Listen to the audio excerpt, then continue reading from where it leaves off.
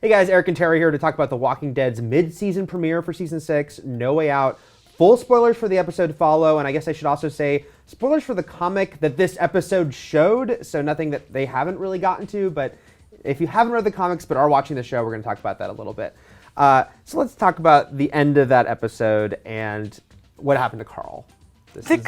I had like the worst possible reaction to that scene because, again, this is the comics thing we're talking about, but when Carl gets shot through the head and loses his eye, like that is pretty much that exact frame from the comic. Totally and it's contextually different, but yeah. Exactly. And it's one of those things where it's like, I think we've been wondering for a while, is the Walking Dead show going to do this to Carl? It's a big budgetary thing. You know, you're having a character lose a huge chunk of his face. Like in the comics, he literally has a massive hole in his face. And they did it. And I just started like cackling, like pure evil I was like, oh my God, they did it. I can't believe they actually did it. And like, I think I definitely had the wrong reaction to it. I never once thought, and I think it's because I did know what they did in the comics, that he was going to die. And so I'm glad at the end of the episode they did show, like it wasn't something they dragged on like Glenn, like he didn't die. But yeah, I'm so happy they went there. I thought it was interesting. I guess it was funny. I just had I had an observational, they're doing it. Because you know, again, Walking Dead is not like Game of Thrones in that they don't follow the route as cleanly.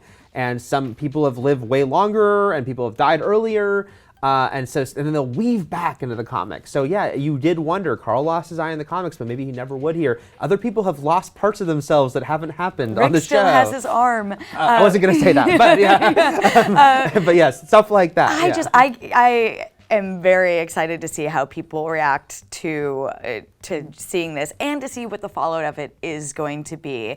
Like, you know, I've seen other shows where characters lose their ear and suddenly like their hair is just always over their ear, but they don't deal with it. I think The Walking Dead is going to deal with it. And I love that this is a Greg Nicotero episode. Like, clearly, like, if someone was going to do that scene and make it look awesome and like really sell it, it was going to be your visual effects mastermind. Yeah, Carl's going to be rocking that eye patch though pretty soon, I think. Yeah. But that wasn't the only crazy murder that we have this episode. Well, that was at the tail end of that sort of insane sequence, right? Where they just took out a family and they just killed off Jesse and her sons like in one fell swoop. One right after another. You said that it reminded you of like a dreamlike sequence, and it definitely felt that way when you're watching it. We're like, oh, okay, all these characters that we invested in now are gone. Yeah, I think I might. I don't know. I'm wondering what people will think of that scene, because I think some people will be like, oh my God, it was so kick-ass, and they didn't hold back.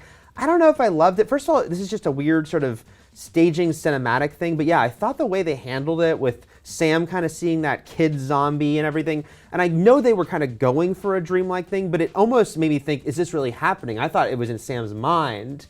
So then I'm like, okay, it is happening. And then they did something, and I guess this might be seen as a nitpick by some, but it's a pet peeve of mine, which is that when Jesse gets bit, Rick does the flashes of happy Jesse. And then but I did like how it switched to the flashes of like all red, like all gone. It felt a little B-movie to me, but again, it felt like Greg Nicotero getting his chance to do some weird stylistic things. It didn't bother me, but I know that it bothered you. I hate that device anyway. It always takes me out of a moment to like be like, remember the times?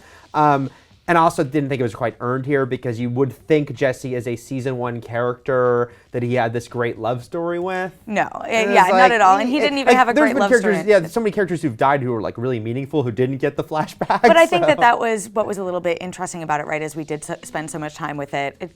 The first half of the season frustrated with me. Obviously, I have to cover it, but it did lose me for a bit. And I felt like this episode very much just trimmed all the fat that was really bothering us. We also lost the wolf, who was seeming like he was going to build up to a character, and then it was that interesting turn. Which kind of bothered me too, because when they killed him, and I understood that it was supposed to be for Denise, this like, oh, I was just getting through to him. But sometimes I'm like, come on, Walking Dead, like, you know, it's like. But I think on the other end of that spectrum, I think we both and most people probably agree that the opening sequence was so solid, because that was the teaser that we got at the after. It's like a little epilogue to the mid-season finale, which was your property now belongs to Negan. And so I was like, oh my God, we're going to keep Daryl and Sasha and Abraham away from everyone for a little bit longer. And no, Daryl pulls out a rocket launcher, kills all of Negan's people, and I guess that's our setup for the end of the rest of the season. Yeah, it's like I think you're going to put off Negan now because obviously Negan will circle back. That was really cool. The Daryl fans have plenty of new gifts, I'm sure, with that rocket launcher. Because it was well played because of, you're like, okay, so either Sasha or Abraham are about to be killed. Like that's what the whole buildup of that sequence is. So that was a great payoff when they all just blow up, That was great. And so, yeah, I thought that this episode, it was way better than the mid-season finale, which a lot of people... Way better than a lot of the first half of the season. Basically, the second half of the first half of the season, I know it's complicated, folks, which really slowed down. It's like, this episode moved. It was, like, propelled through. I actually like the second half better than the first half, except for that teaser, because I had some issues with the whole Jesse, Ron, Sam... what they did, but then I liked the fact that seeing Gabriel finally and Eugene, all these characters finally kind of I really liked that sequence that we saw. Everyone fighting together, and the way they cut that together. That was really cool. Now that they've done it once, I'm like, they should keep doing that. That's basically a trailer for this season. All just keep killing zombies together, we could kill all the zombies. I wanted Gabriel to say the line from Dead Alive. What is it? Like, I kick ass for the Lord. But he didn't. But it was still, it was really cool. Even though we were joking right beforehand about Maggie and. Where was Maggie this episode? I mean, we know where she was literally. But it seems like we should have caught up with her before the end. But overall, I was very happy with the premiere. Some quibbles aside, I was glad to see them get sort of the energy back in the show. It sounds like you were the same. Yeah. So that's our thoughts on that mid-season premiere of The Walking Dead. No Way Out. We'll have plenty more to talk about all things Walking and Dead here at IGN.